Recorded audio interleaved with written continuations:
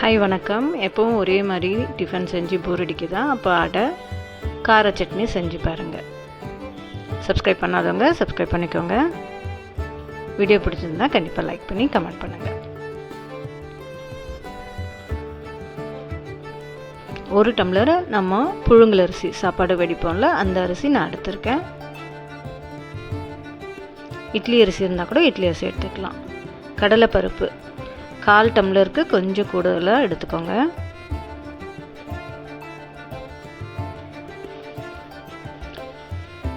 பருப்பு அதுவும் 1/4 டம்ளருக்கு கொஞ்சம் கூடுதலாக.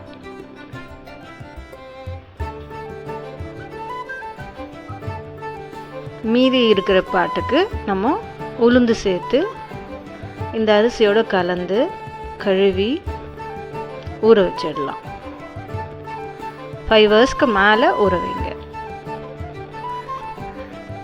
நான் நைட்டு செய்கிறதா இருந்தால் காலையில் ஊற வச்சுடுவேன்.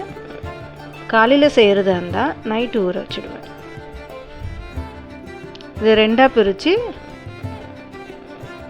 2 வாட்டி நான் மிக்ஸி ஜாரில் போட்டு அரைச்சிக்கிறேன். நல்லா கலந்து கொடுத்துட்டு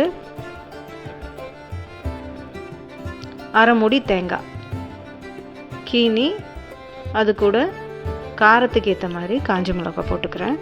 பெருங்காயத்தூள்,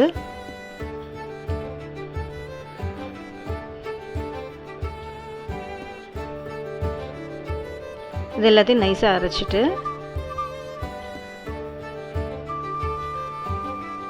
நம்ம அரைச்சி வச்ச மாவோடு சேர்த்து இதை ஊற்றிக்கலாம். உப்பு போட்டுட்டு இந்த கலவையை கரைச்சிக்கலாம்.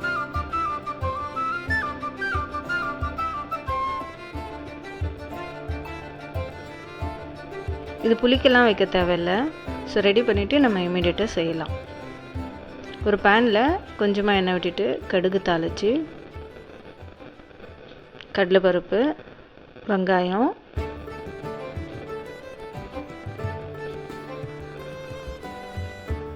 கருவேப்பிலை இது எல்லாத்தையும் நல்லா வதக்கிட்டு மாவோடு சேர்த்துக்கலாம்.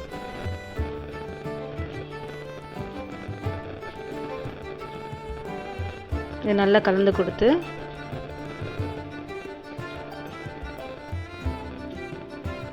கொஞ்சமாக ஆப்ப சோடா,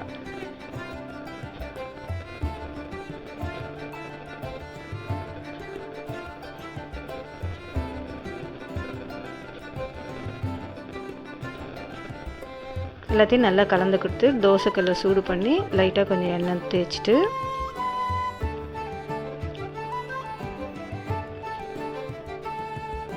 இந்த மாவை ஊற்றினா சூப்பராக வருங்க. மூடி போட்டு வேக வைங்க.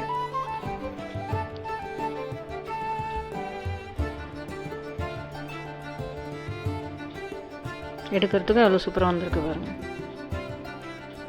செம்ம சாஃப்டாக இருக்கும். அது நீங்கள் ட்ரை பண்ணி பாருங்கள்.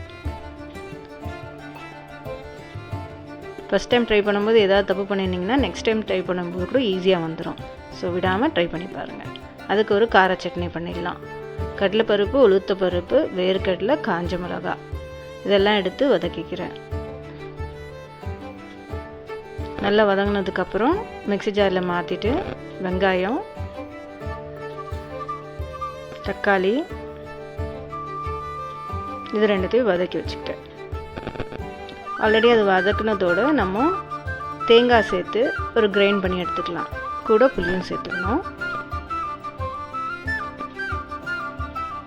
இந்த வெங்காய தக்காளியை ஆற வச்சுட்டு நம்ம அந்த கிரைண்ட் பண்ணதோடு சேர்த்து கொஞ்சமாக தண்ணி ஊற்றி உப்பு சேர்த்து அரைச்சா டேஸ்டியான கார சட்னியும் ரெடி ஆகிடும். இது ஒரு தாளிப்புக்கு கடுகு, சீரகம், கருவேப்பிலை தாளித்து இந்த அடையோடு சேர்த்து சாப்பிடும்போது செம்ம டேஸ்ட்டாக இருக்கும். ட்ரை பண்ணிவிட்டு சொல்லுங்கள்.